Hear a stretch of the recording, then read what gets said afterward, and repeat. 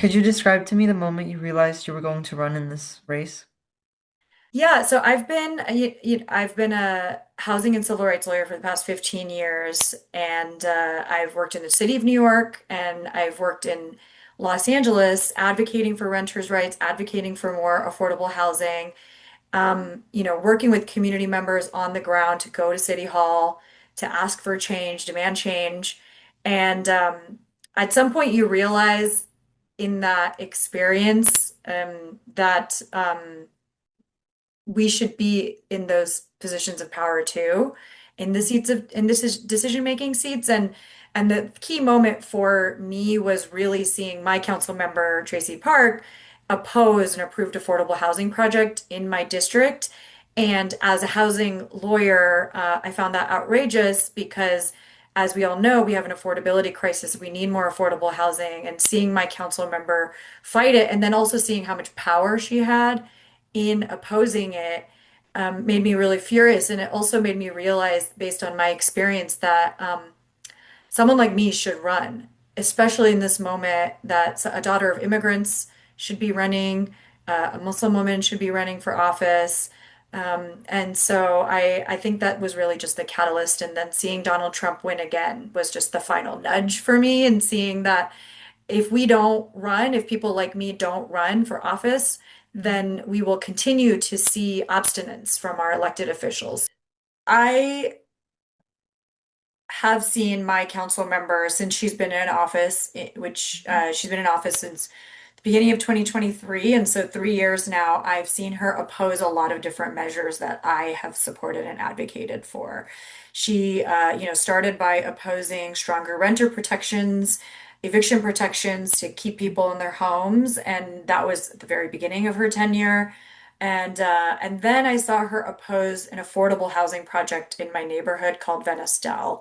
And that's a project that would create 120 new homes for people that are struggling, people that are also homeless right now, and then it would provide them services. And she campaigned on opposing that affordable housing project. And I, as someone that's been working on affordable housing, didn't, I want to see that project built. And so it was really outrageous for me to see her actually try and block it once she was in office.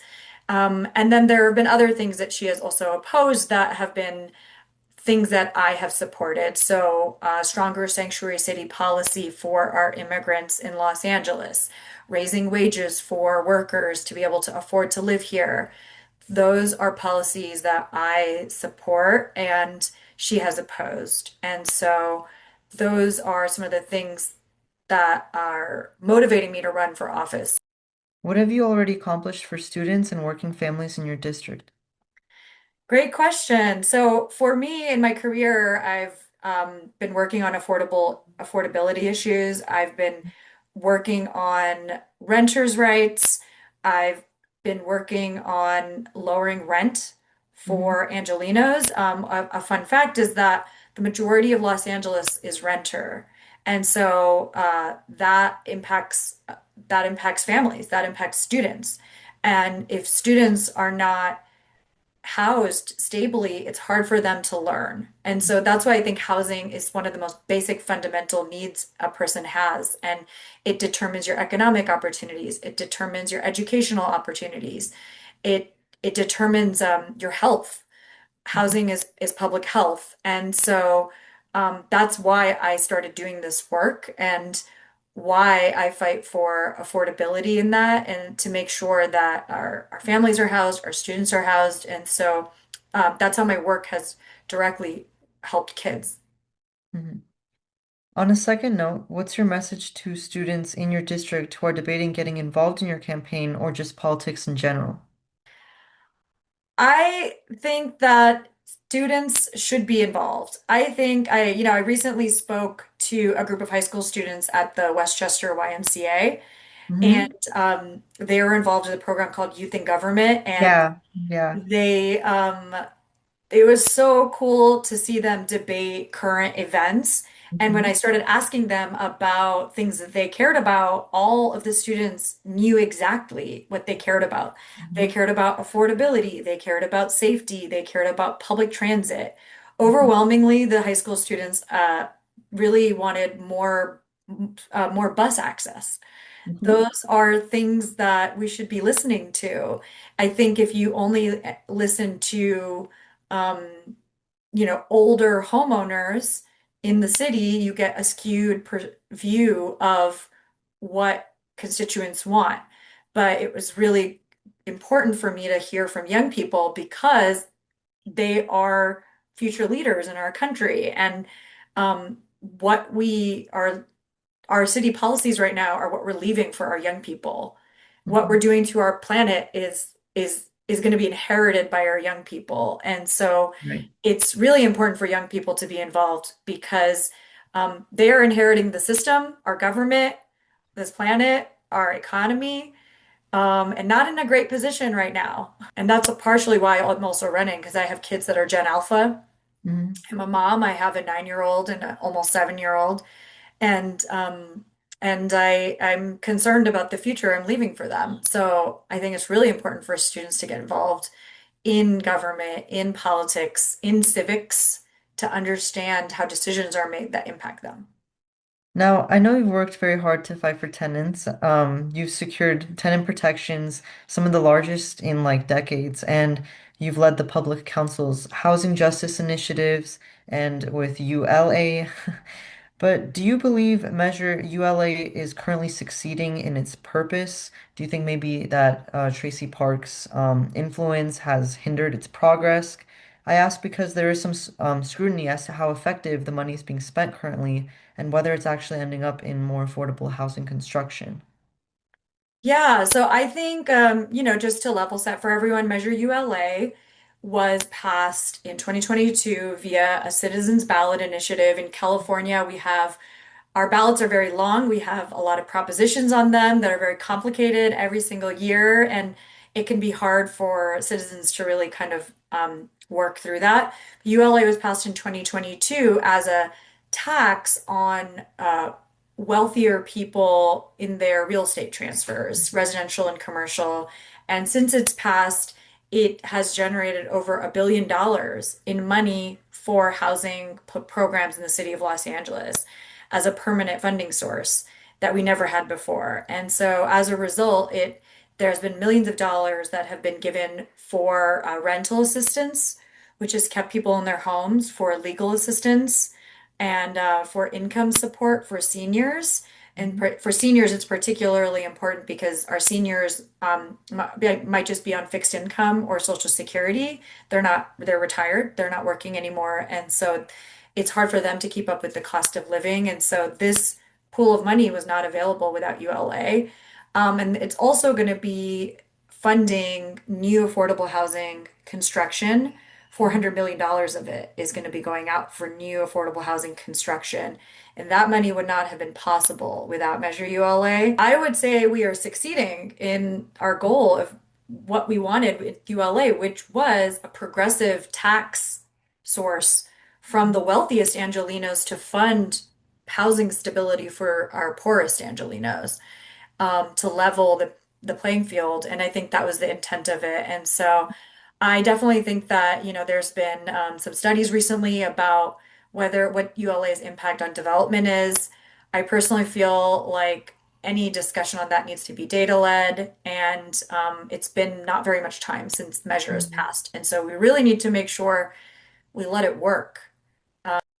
Another issue worth mentioning is LAPD resources. So, in community meetings with LAPD license, we've been told of their struggles balancing resources because, they often have to respond to situations dealing with that deal with other city departments. So, like Hmm. handling homeless individuals or there's some mental crisis. Hmm. So, what would you do in the city council to help tackle the resource crisis LAPD is facing?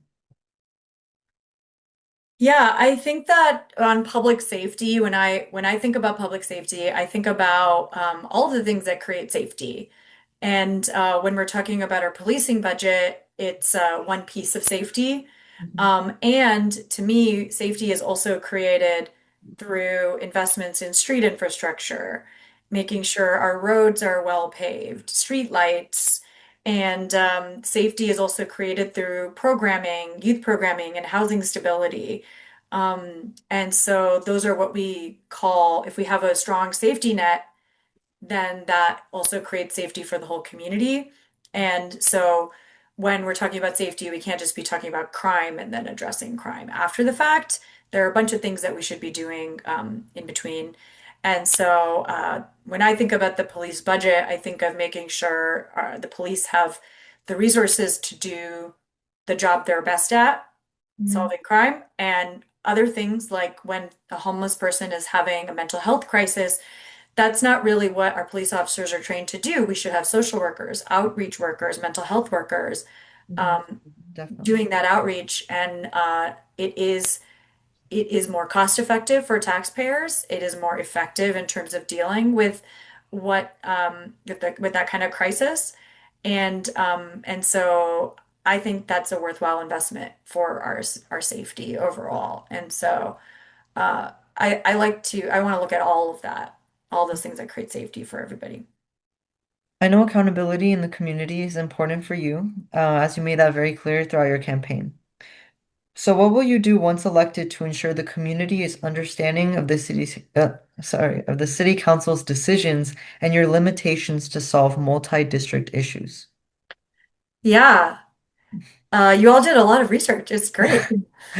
Um, it is really important to me. I think, from the beginning of my campaign, I felt like good government, was a really important platform plank because I Mhm. think everybody in our city, in our country, has truly lost a lot of trust in government in Yeah. delivering things. And part of the reason is people don't feel like they have access to the process, they don't know the process. And so that lack of education and information is causing mistrust, plus people on the internet. And so, partly, I think as a council member and as a city, we need to be championing transparency. That's why I think our controller, Kenneth Mejia's work has been so wonderful because he is shedding light on where our money is going, different programs. He's doing audits in a way that I think our people want to see. And so, as a council member, I think I want to be promoting that kind of transparency and accessibility too, so that my constituents believe me when I say Measure ULA is funding rental assistance, when I say that we are funding this many affordable housing units, and this is the map of where all of our affordable housing is going to be located in District 11. And here's the progress for the different projects. And if you want to apply for housing, here's where it's available and how you apply. And so people believe things, but they